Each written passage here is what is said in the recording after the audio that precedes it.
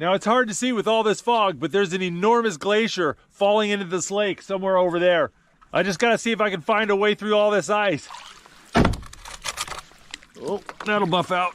I gotta be careful going in between these icebergs. Some of these weigh more than buildings, and as the tide goes up and down, they're gonna shift and move around. This clear water can disappear, or worse yet, you can get squished in between two big icebergs.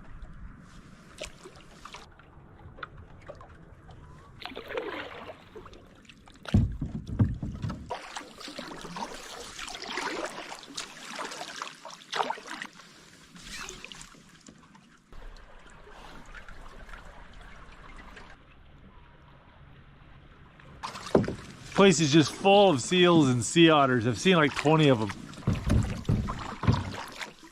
This ice pack goes on forever.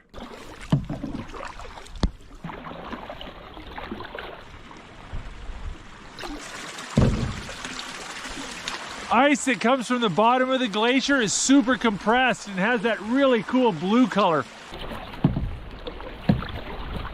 The fog lifted and I can see the face of the glacier.